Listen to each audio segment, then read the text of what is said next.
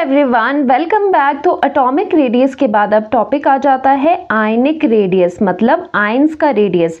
अब बात ये आती है ये आयंस क्या होते हैं। हमने तो एटम की बात करी थी, तो एटम से ही आयंस बनते हैं। आयंस दो तरह के होते हैं, कैटायन और एनाइन। अब ये आयन कैसे बनते हैं, जैसे आपका एक न्यूट्रल एटम है, वैसे जो नॉर्मली एटम होता है वो न्यूट्रल होता है, क्योंकि उसमें नंबर ऑफ इलेक्ट्रॉन्स और नंबर ऑफ प्रोटॉन्स इक्वल होते हैं किसी न्यूट्रल एटम में। ठीक है, क्योंकि नेगेटिव चार्ज आता है इलेक्ट्रॉन्स की वजह से और पॉजिटिव आता है प्रोटॉन्स की वजह से। अगर ये दोनों सेम होंगे तो बैलेंस रहेगा, और जो एटम है उसकी न्यूट्रलिटी क्या होगी, जीरो होगी, मतलब उसमें चार्ज जीरो होगा, वो न्यूट्रल होगा। ठीक है, तो न्यूट्रल एटम में इलेक्ट्रॉन प्रोटॉन इक्वल होते हैं। जब हम इस न्यूट्रल एटम में से एक या एक से ज़्यादा इलेक्ट्रॉन निकाल देते हैं, एक से शुरुआत करते हैं। अगर हम इसमें -1 इलेक्ट्रॉन कर रहे हैं तो क्या हुआ, इलेक्ट्रॉन बाहर आ गया, तो इसमें चार्ज कौन सा डोमिनेट किया, पॉजिटिव चार्ज ज़्यादा आ गया। ठीक है, तो अभी क्या थे, न्यूट्रल एटम में इलेक्ट्रॉन और प्रोटॉन के नंबर्स बिल्कुल सेम थे, बट क्या हुआ, जैसे ही हमने एक इलेक्ट्रॉन बाहर निकाल दिया तो प्रोटॉन की जो नंबर है, प्रोटॉन का नंबर बढ़ गया। तो जो आपका एटम है वो क्या बन गया, अब पॉजिटिवली चार्ज बन गया। तो इसी पॉजिटिवली चार्ज्ड आयन को हम क्या कहते हैं, कैटायन। ठीक है, तो एक्चुअली जो आयन बनते हैं वो इलेक्ट्रॉन के प्लस या माइनस करने से बनते हैं। दैट मीन्स जो एटम है, एटम में कुछ आप छेड़खानी करोगे, इलेक्ट्रॉन को निकालोगे या फिर एक्स्ट्रा इलेक्ट्रॉन डालोगे, तो उससे प्रोड्यूस होते हैं, प्लस माइनस इलेक्ट्रॉन करने से आते हैं आयंस। ठीक है, और जो आयंस है वो दो तरह के हैं, कैटायन और एनाइन। ठीक है, कैटायन पॉजिटिव वाले होते हैं, एनाइन नेगेटिव वाले होते हैं। कैटायन कैसे बन रहा है, जब आपने एटम से इलेक्ट्रॉन को निकाला है, ठीक है, माइनस किया है, तो उस पे आ जाता है पॉजिटिव चार्ज और बन जाते हैं कैटायन। उसी तरह से एटम में अगर आप एक्स्ट्रा इलेक्ट्रॉन डालते हो, एडिशन करते हो इलेक्ट्रॉन का एटम पर, तो क्या हो जाता है, किसका नंबर बढ़ेगा, इलेक्ट्रॉन का नंबर बढ़ रहा है। दैट मीन्स नेगेटिव चार्ज बढ़ रहा है एटम पे। तो वो एटम अब क्या बन गया है, आयन बन गया है, तो वो आ जाता है नेगेटिवली चार्ज्ड आयन, जिसे कहते हैं हम एनाइन। ठीक है, तो ये है कैटायन और एनाइन। कैटायन कैसे बनते हैं, बाय रिमूवल ऑफ इलेक्ट्रॉन से, और अनाइन कैसे बनते हैं, बाय गेनिंग इलेक्ट्रॉन्स। ठीक है, तो माइनस इलेक्ट्रॉन प्लस इलेक्ट्रॉन। तो यहाँ देखो, न्यूट्रल एटम से इलेक्ट्रॉन माइनस करे तो कैटायन बन गया, इलेक्ट्रॉन प्लस करे तो अनाइन बन गया। ठीक है, पॉजिटिव, तो ये क्या होता है, पॉजिटिवली चार्ज्ड होता है, और ये नेगेटिवली चार्ज्ड आयन होता है। तो एटम से आयन की तरफ कैसे जाते हैं, या तो इलेक्ट्रॉन को प्लस कर दो या फिर इलेक्ट्रॉन को माइनस कर दो, और आयन्स होते हैं दो तरह के, कैटायन और अनाइन। ठीक है, अब देखते हैं आयनिक रेडियस। तो आयनिक रेडियस क्या हो गया, जैसे हमने एटॉमिक रेडियस करा था। देखो, जब भी हम एटॉमिक रेडियस करते हैं, कैसे करते हैं कि जो आपका न्यूक्लियस है, न्यूक्लियस के सेंटर से आउटर मोस्ट इलेक्ट्रॉन तक का डिस्टेंस, जो अप्रॉक्सीमेट डिस्टेंस आता है, उसे ही हम एटम का रेडियस कहते हैं, एटॉमिक रेडियस। उसी तरह से जब ये एटम आयन बन जाता है, उस केस में भी न्यूक्लियस के सेंटर से बाहर जहां तक इलेक्ट्रॉन का क्लाउड है मौजूद, वहां तक के डिस्टेंस को हम आयनिक रेडियस कहते हैं। ठीक है, अब अगर ये कैटायन है तो इसको R पॉजिटिव बोल देते हैं, कैटायनिक रेडियस। ठीक है, अगर ये अनाइन है तो इसे हम R नेगेटिव बोलते हैं, अनाइनिक रेडियस। ठीक है, सिर्फ इतना सा फर्क है। ठीक है, जैसे यहाँ पर एक कैटायन है और ये एक अनाइन है। ठीक है, कैटायन अनाइन, जैसे NaCl भी ले सकते हो। NaCl कैसे मिलके बना है, Na पॉजिटिव से और Cl नेगेटिव से। ठीक है, ऐसे ही सोच लो, एक Na है, एक Cl नेगेटिव है, Na positive Cl negative. Cation और अनाइन यहाँ पर आपको दिखाई दे रहे हैं। अब इनके जो न्यूक्लियस के सेंटर्स हैं, ठीक है, यहाँ से यहाँ तक का डिस्टेंस क्या होगा, ये कैटायन में आ रहा है तो ये कैटायनिक रेडियस कहलाता है। तो RC स्टैंड्स फॉर कैटायन का रेडियस, और अनाइन के केस के लिए भी सेम चीज़ हो जाएगी कि अनाइन का रेडियस कहाँ से, इसके सेंटर से इसकी आउटर मोस्ट इलेक्ट्रॉन क्लाउड जहाँ तक है वहाँ तक का डिस्टेंस।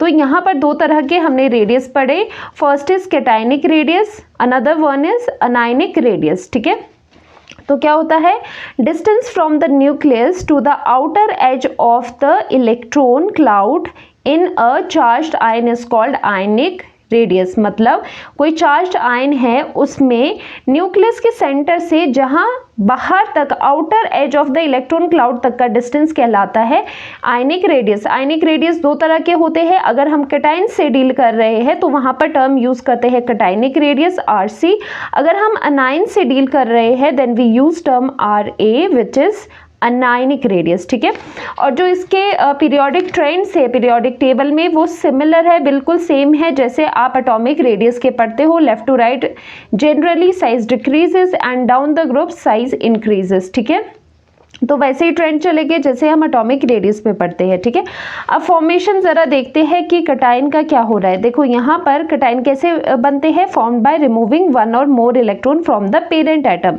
ठीक है, जो भी पेरेंट एटम है, जैसे मान लो सोडियम है, सोडियम का एक एटम है दैट इज न्यूट्रल, वहां से आपने 1 इलेक्ट्रॉन रिमूव करा तो सोडियम पे आ गया 1 पॉजिटिव। प्लस ये बताता है कि इलेक्ट्रॉन की डेफिशिएंसी है, प्लस का मतलब ये नहीं है कि इलेक्ट्रॉन प्लस करना है। देखो प्लस और माइनस का मतलब समझो, कहीं पर भी प्लस का मतलब होता है मतलब इलेक्ट्रॉन डेफिशिएंसी है। ठीक है, और नेगेटिव है मतलब इलेक्ट्रॉन एक्स्ट्रा है। ठीक है, ये चीज हमेशा ध्यान रखना, प्लस माइनस की प्रॉब्लम आपको कभी नहीं होगी केमिस्ट्री में। ओके, वैसे ही सिमिलरली यहाँ पर जब हम 3 इलेक्ट्रॉन्स एल्यूमिनियम से निकालते हैं तो एल्यूमिनियम 3 पॉजिटिव आ जाता है। मैग्नीशियम से हम 2 इलेक्ट्रॉन्स निकालेंगे तो कैटायन बनेगा Mg2 पॉजिटिव। अब इसकी साइज की बात करते हैं, क्योंकि देखो जो ये आयनिक रेडियस या फिर जो भी ये आयंस के क्वेश्चन है वो बनते हैं इंपॉर्टेंट साइज पे। ठीक है, आयनिक रेडियस पे बनेंगे। तो यहाँ पर आपको एक चीज मैं बता दूं, जैसे मान लो यहाँ पर हमने मैग्नीशियम एटम लिया है। ठीक है, मैग्नीशियम का एटॉमिक नंबर क्या होता है, 12 होता है। तो देखो न्यूट्रल एटम में मैंने आपको क्या बताया है, न्यूट्रल एटम में इलेक्ट्रॉन और प्रोटॉन एक दूसरे के इक्वल होते हैं। ठीक है, जितने इलेक्ट्रॉन हो गए उतने प्रोटॉन हो गए, और हमें ये भी पता है नंबर ऑफ प्रोटॉन्स कितने होते हैं जितना उसका एटॉमिक नंबर होता है, P = Z। ये हमेशा ध्यान रखना कि जितना एटॉमिक नंबर होता है किसी एटम किसी एलिमेंट का उतने ही उसके एटम में प्रोटॉन्स होते हैं। तो Z = P ऑलवेज ट्रू। ठीक है, ये हमेशा ट्रू होता है, Z = P, चाहे आप एटम की बात करो चाहे उसके आयन की बात करो। ठीक है, क्योंकि आयन में तो प्रॉब्लम सिर्फ इलेक्ट्रॉन से है ना, इलेक्ट्रॉन एक्स्ट्रा है या फिर इलेक्ट्रॉन निकल गया है तो उसको कुछ भी लेना देना नहीं है प्रोटॉन से। तो proton equals to number of protons equals to atomic number, ये हमेशा होता है। ठीक है, अब देखो क्या है यहाँ पर, तो हम मैग्नीशियम की बात कर रहे थे, तो मैग्नीशियम का एटॉमिक नंबर है 12। तो वहाँ पर नंबर ऑफ प्रोटॉन्स कितने हो गए, सिंस Z = P, तो इस वजह से यहाँ पर नंबर ऑफ प्रोटॉन्स 12 हो जाएंगे। ठीक है, और मैंने आपको कहा था Z = P दोनों के लिए वैलिड है, सबके लिए वैलिड होता है, क्योंकि इलेक्ट्रॉन की कोई यहाँ पर दिक्कत नहीं है, प्रोटॉन्स की बात हो रही है। तो यहाँ पर भी जो इसकी वैल्यू है मैग्नीशियम 2 पॉजिटिव के लिए, नंबर ऑफ प्रोटॉन्स यहाँ पर 12 है। अब इलेक्ट्रॉन्स की बात करें तो यहाँ पर क्या है, न्यूट्रल एटम है, अभी मैग्नीशियम एटम न्यूट्रल है, न्यूट्रल एटम में इलेक्ट्रॉन्स और प्रोटॉन्स सेम होते हैं। तो यहाँ पर जितने प्रोटॉन्स उतने इलेक्ट्रॉन्स, इसी वजह से ये अभी फिलहाल आयन नहीं है, न्यूट्रल है। जैसे ही हम यहाँ से रिमूव कर लेते हैं 2 इलेक्ट्रॉन्स को हम यहाँ से निकाल देते हैं तो क्या हो जाएगा, पहली बात एक तो इसकी जो आउटर शेल है वो भी गई। ठीक है, जिसमें ये 2 इलेक्ट्रॉन्स है, क्योंकि मैग्नीशियम की जो कॉन्फ़िगरेशन अगर आप देखोगे atomic number 12 1s2 2s2 2p6 and 3s2, तो ये जो आउटर शेल है दिस इज 3s2। ठीक है, 2 इलेक्ट्रॉन निकाले, ये शेल क्रॉस होगी, तो एक तो यहाँ पर शेल का रिडक्शन हो रहा है। ठीक है, जैसे ही आप 2 इलेक्ट्रॉन निकाल रहे हो, और साथ ही इलेक्ट्रॉन्स कितने आएंगे, 2 पॉजिटिव का मतलब है 2 इलेक्ट्रॉन्स आपको लेस करने हैं। तो नंबर ऑफ इलेक्ट्रॉन्स कितने हुए, 12 - 2 = 10 इलेक्ट्रॉन्स है यहाँ पर। अब देखो कहानी यहाँ पर कैसे बनती है, यहाँ पर अब ये चीज़ सोचो आप कि यहाँ पर 12 प्रोटॉन्स को, क्योंकि न्यूक्लियस के अंदर क्या होता है, देखो बेसिक चीज़ मैं बताती हूँ, वैसे आपको पता होगी कि न्यूक्लियस के अंदर होते हैं प्रोटॉन्स एंड न्यूट्रॉन्स, हमें पता है। तो न्यूट्रॉन्स जो होते हैं वो तो न्यूट्रल होते हैं, उनका चार्ज 0 होता है। जो प्रोटॉन्स होते हैं वो क्या होते हैं, पॉजिटिवली चार्ज होते हैं। मतलब जो न्यूक्लियर चार्ज होता है वो किसका चार्ज होता है, वो होता है प्रोटॉन का चार्ज। किसका चार्ज, प्रोटॉन्स का चार्ज। ठीक है, ये ध्यान रखो कि जो न्यूक्लियर चार्ज हम बात करते हैं वो किसका चार्ज है, बेसिकली वो प्रोटॉन्स का चार्ज है, क्योंकि न्यूक्लियस के अंदर क्या है, प्रोटॉन्स है और न्यूट्रॉन्स है। न्यूट्रॉन्स तो न्यूट्रल है, वो कोई भी चार्ज नहीं होता उनका। तो न्यूक्लियस के ऊपर का जो चार्ज है वो किसकी वजह से, प्रोटॉन्स की वजह से है, और प्रोटॉन्स का चार्ज जितना होगा वही न्यूक्लियर चार्ज होता है। ठीक है, ये बात समझ आ गई। अब देखो यहाँ पर नंबर ऑफ प्रोटॉन 12 है, मतलब यहाँ पर 12 प्रोटॉन्स को वो जितना न्यूक्लियर चार्ज देंगे 12 प्रोटॉन्स की पावर से जो न्यूक्लियर चार्ज है वो होल्ड करेंगे टोटल 12 इलेक्ट्रॉन्स को, मतलब 12 को मैनेज कर रहे हैं। ठीक है, अब यहाँ पर क्या हुआ, जब आपने 2 इलेक्ट्रॉन्स निकाल दिए तो जो नंबर ऑफ प्रोटॉन्स है वो तो सेम रहे, फर्क कहाँ पर आया, नंबर ऑफ इलेक्ट्रॉन्स में फर्क आया है। तो यहाँ पर क्या हो रहा है कि 12 प्रोटॉन्स होल्ड कर रहे हैं 10 इलेक्ट्रॉन्स को। अब देखो जो न्यूट्रॉन्स है वो तो 12 है, उनको 10 को मैनेज करना कितना आसान हो गया। ठीक है, उनके लिए नंबर कम हो गया, यहाँ पर वो 12 को ही कर रहे थे। अब यहाँ पर ये सोच लो 12 दो गैंग है, दो गैंग के लोगों में यहाँ पर अभी फाइटिंग चल रही थी 12 और 12 के बीच में, 12 आदमी इनके 12 आदमी दूसरी गैंग के। ठीक है, तो यहाँ पर न्यूट्रल फाइट थी। अब क्या हो गया, यहाँ पर एक गैंग के 12 लोग हैं और दूसरी गैंग में 2 एलिमिनेट हो गए हैं, तो उनके पास सिर्फ 10 गैंग मेंबर्स रहे हैं। तो अब इनको आपस में फाइट करना है, तो पलड़ा किसका भारी होगा, ऑब्वियसली जहाँ पर नंबर ऑफ प्रोटॉन ज़्यादा है, मतलब जिनका नंबर ज़्यादा है। तो यहाँ पर 12 मेंबर्स को फाइट करना है 10 से, जो कि इनके फेवर में है, मतलब यहाँ पर क्या हो रहा है, नंबर ऑफ प्रोटॉन्स यहाँ पर ज़्यादा है, जिसकी वजह से क्या हो रहा है, जो इफेक्टिव न्यूक्लियर चार्ज है, जिसके लिए हम एक टर्म यूज़ करते हैं Z इफेक्टिव, तो Z इफेक्टिव इस केस के लिए क्या होता है, इंक्रीज होता है। Z इफेक्टिव क्या होता है, इफेक्टिव न्यूक्लियर चार्ज, वो न्यूक्लियर चार्ज जो न्यूक्लियस से बाहर तक के इलेक्ट्रॉन तक पहुंच रहा है। या फिर इस तरह से करो कि 12 प्रोटॉन्स को, जो क्योंकि चार्ज होता है न्यूक्लियस का वो प्रोटॉन्स की वजह से होता है, अगर प्रोटॉन ज़्यादा होंगे तो न्यूक्लियर चार्ज ज़्यादा होगा, न्यूक्लियर चार्ज ज़्यादा होगा तो उनका होल्ड इलेक्ट्रॉन्स के लिए ज़्यादा होगा, क्योंकि बीच में होता है न्यूक्लियस, बाहर है इलेक्ट्रॉन्स। इलेक्ट्रॉन्स नेगेटिवली चार्ज होते हैं और न्यूक्लियस जो है वो पॉजिटिव चार्ज वाला होता है। ठीक है, ड्यू टू प्रोटॉन्स। तो यहाँ पर इलेक्ट्रोस्टैटिक अट्रैक्शन होगी, जितना ज़्यादा यहाँ पर मैग्नीट्यूड ज़्यादा होगा, जैसे मैंने कहा यहाँ पर 12 है प्रोटॉन्स, तो न्यूक्लियर चार्ज ज़्यादा है, अगर यहाँ पर स्ट्रेंथ ज़्यादा होगी तो ये खींचेगा भी बहुत अच्छी स्ट्रेंथ से। तो इस वजह से यहाँ पर आपको साइज में कॉन्ट्रैक्शन दिखाई देता है। Z इफेक्टिव अगर इंक्रीज हो गया तो साइज डिक्रीज होता है, हमेशा ध्यान रखना, इसका हम ट्रेंड भी बना लेते हैं। Z effective nuclear charge inversely proportional to size. अगर इफेक्टिव न्यूक्लियर चार्ज ज़्यादा हो गया तो पकड़ ज़्यादा अच्छी होगी, तो इनके बीच में अट्रैक्शन बहुत ज़्यादा हो जाएगी, जिसकी वजह से साइज डिक्रीज कर जाता है। ठीक है, ये चीज़ भी आप लर्न कर सकते हो अगर आप भूल जाते हो। ठीक है, बाकी आपको मैंने समझा लिया है ये चीज़ भी। तो देखो यहाँ पर भी वही काम हुआ, Z इफेक्टिव इंक्रीज हुआ। तो यहाँ से हम एक चीज़ जनरलाइज कर सकते हैं, जो कैटायन के साइज होते हैं वो अपने पेरेंट एटम से, देखो दूसरे से नहीं। अब अगर मैग्नीशियम है, मैग्नीशियम का आयन है, तो कंपैरिजन मैग्नीशियम के ही एटम से हो गया, इसीलिए हम इसको कहते हैं ये इसका पेरेंट एटम है, जिसका आयन है उसी का ही पेरेंट एटम। ठीक है, तो अगर ऐसा कंपैरिजन हुआ तो कैटायन का साइज हमेशा कम होता है as compare to parent atom. उसके 2 रीजंस है। कौन कौन से रीजंस है? फर्स्ट इज कि जो नंबर ऑफ शेल्स है वो डिक्रीज हो रही है। ठीक है, वो डिक्रीज हुई। देखो यहाँ पर क्या थी, ये पूरी शेल ही गायब हो गई, तो शेल जैसे गायब हो रही है, शेल डिक्रीज हो रही है, उससे भी तो साइज डिक्रीज हुआ। देखो वैसे ही आपको दिख रहा है, यहाँ पर एक शेल गई तो साइज डिक्रीज हो गया। ठीक है, फर्स्ट रीजन इज दिस कि शेल का। ठीक है, दूसरा होता है Z इफेक्टिव। जो इफेक्टिव न्यूक्लियर चार्ज है वो क्या होता है, इन केसेस में इंक्रीज होता है। क्यों होता है? क्योंकि नंबर ऑफ प्रोटॉन्स तो वैसे ही है जितने, लेकिन इलेक्ट्रॉन्स का नंबर डिक्रीज हो रहा है, इलेक्ट्रॉन्स का नंबर कम हो रहा है और प्रोटॉन का नंबर यहाँ पर ज़्यादा आ जाता है फिर, जिसकी वजह से इनकी स्ट्रेंथ ज़्यादा होती है, न्यूक्लियर चार्ज ज़्यादा होता है, तो Z इफेक्टिव बढ़ता है, Z इफेक्टिव बढ़ता है तो साइज डिक्रीज होता है। तो ये वाला पॉइंट भी आपको समझ आ गया होगा।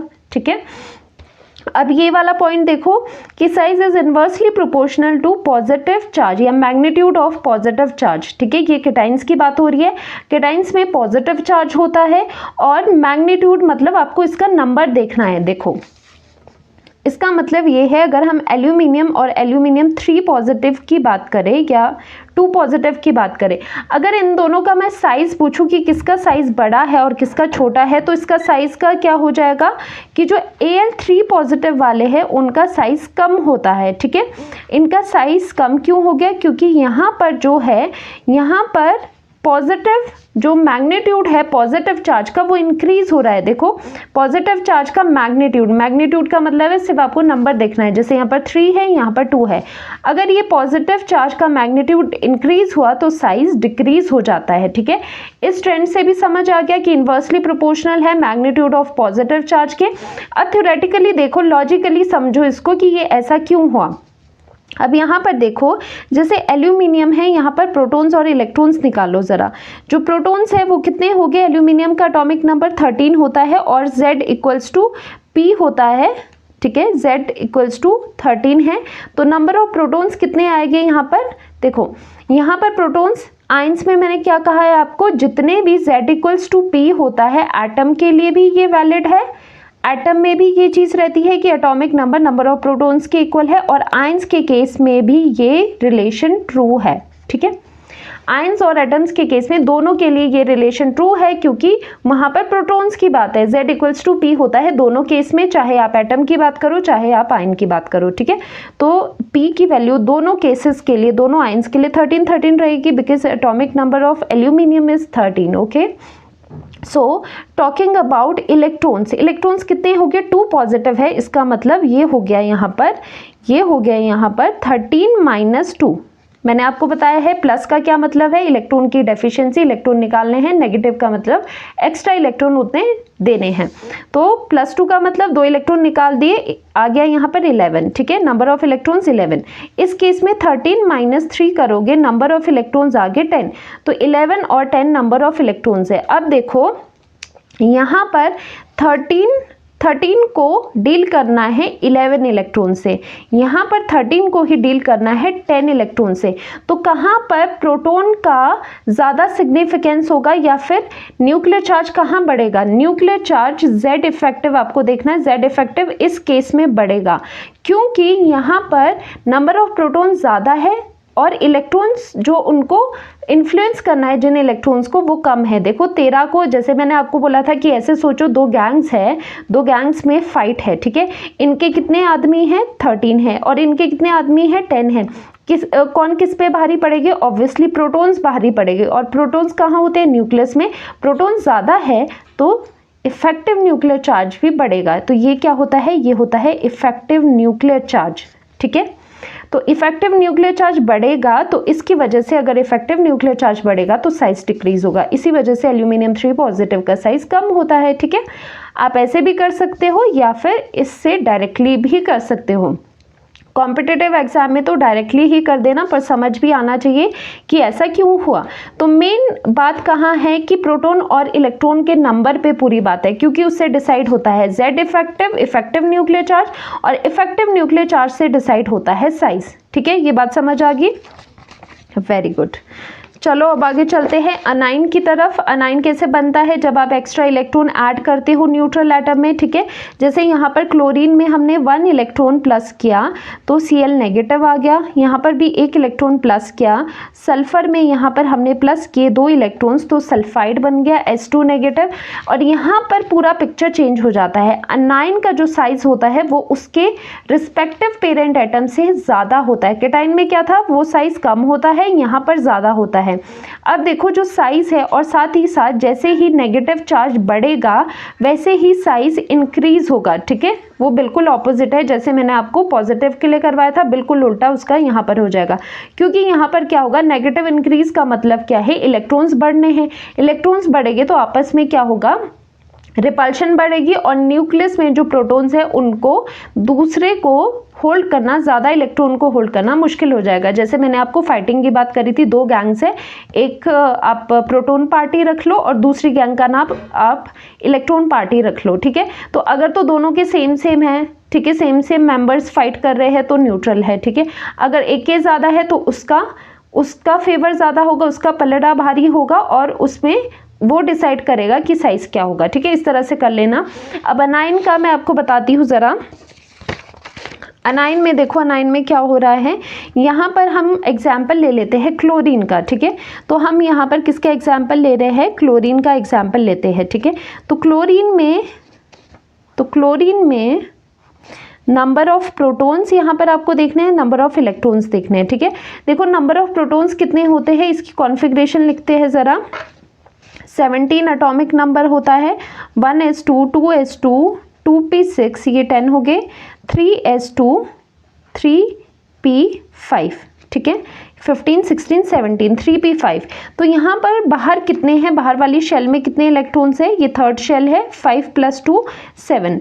तो यहाँ पर इलेक्ट्रॉन्स आ जाएंगे 1 2 3 4 5 6 7, ठीक है, 1 2 3 4 5 6 7, 7 इलेक्ट्रॉन्स आ गए यहाँ पर।